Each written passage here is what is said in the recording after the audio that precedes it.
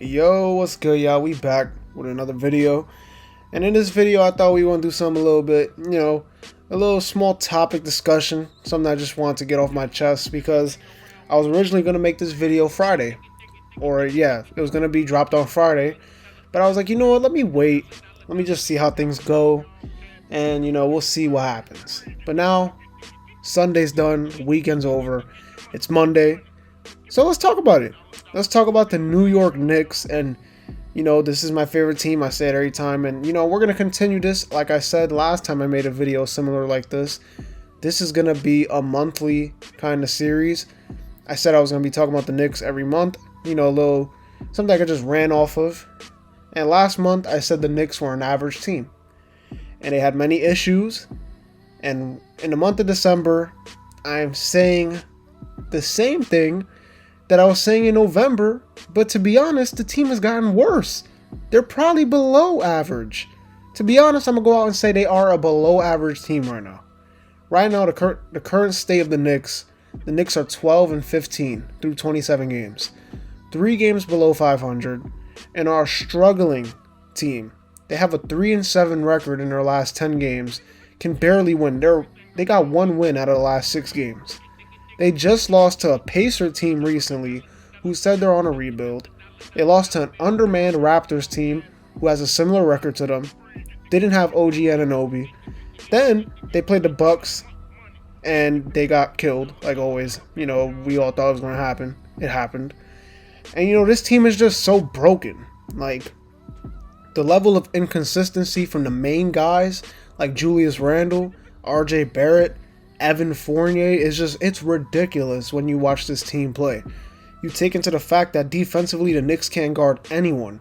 Like, I'm talking about, they can't guard anyone. Even myself or even a viewer watching this, they can't guard you either. That's how bad this team is on defense.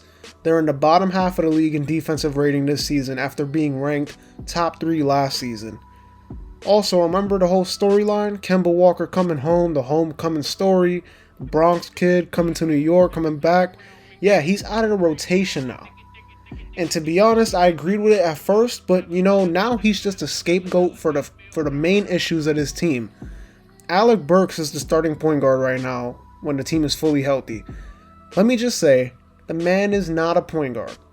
He's a streaky scorer that comes off the bench, kind of like a better version of like a Terrence Ross, something similar to that kind of player. The Knicks can't even score at a high level. They brought in all these new additions to surround with Julius Randle, who just came off an All-NBA season. Julius Randle can't score at an efficient level. Evan Fournier can't hit nothing. It doesn't look like he even fits in the system, to be honest. RJ Barrett, slump, but then he plays well, but then he goes on a large slump, and then he comes back and plays well again. This team can't even score at a high level. They're 22nd in points per game right now. I'm pretty sure they dropped. I haven't checked recent stats because they won't show, but they're 22nd after the Pacer game. They were 22nd in points per game. I'm pretty sure they dropped. They only scored 97 against the Bucks.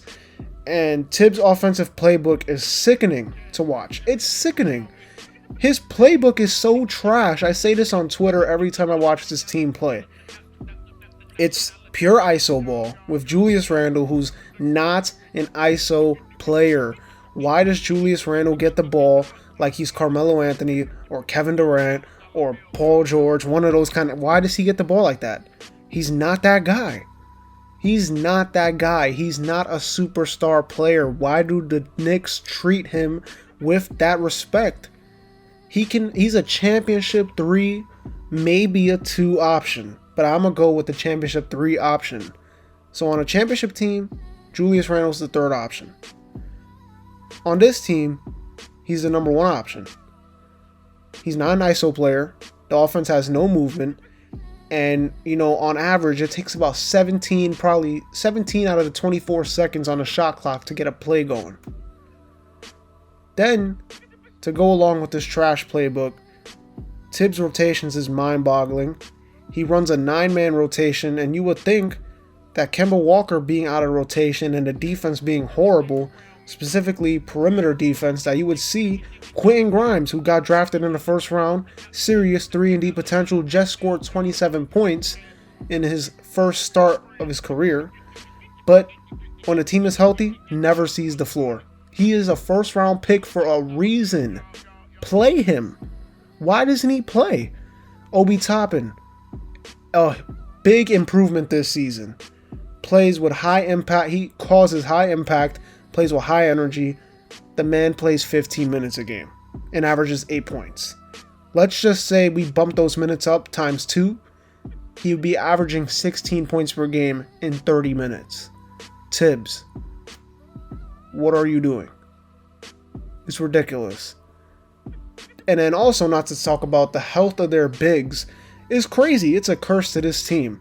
Nerlens Noel has played 13 out of 27 games, and they just signed him to a contract this past offseason. Mitchell Robinson has struggled on the floor at times. I don't know if it's the weight thing. I don't know if it's, I don't even know what it is, to be honest. The foot, I don't know. He always has an injury every game. Majority of games he plays, he's on the floor. He has to come out the game and come back in. I don't know. Then, they're inconsistent. They make no attempts in the game plan to get better, this team. Tom Thibodeau makes barely any adjustments. Barely any.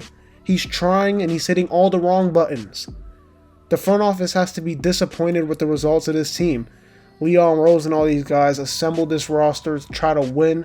I'm not saying win a finals, but take a next step from last season. And right now they're taking a step back. And I'm ready to say this team might need to be sellers at the trade deadline. Might need to be sellers. Did I ever think I would say that? No, but it's getting to that point. I'm so disappointed with the acquisitions of Fournier and Walker. Walker's already done.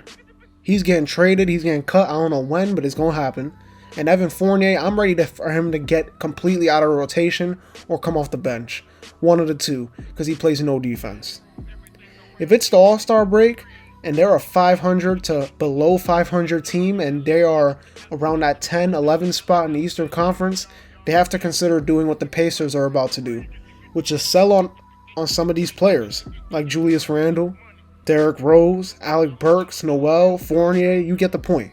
And just give the young players a shot. Give Emmanuel Quickley a shot. Give Obi Toppin a shot. Give RJ Barrett time to play with guys his age.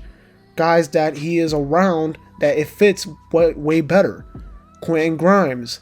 Even Miles McBride. Give him a shot. I don't even know. It's getting to that point that they're that bad right now.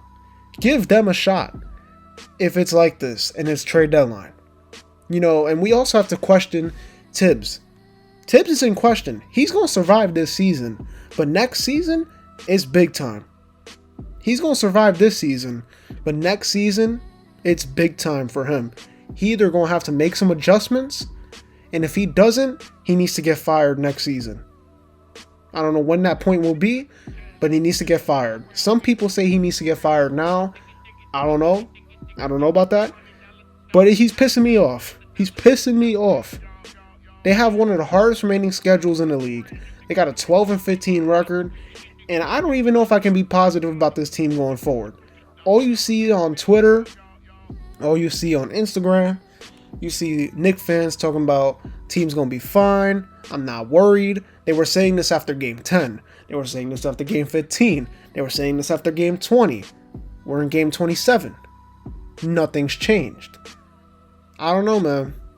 I don't know how you could feel positive about this team.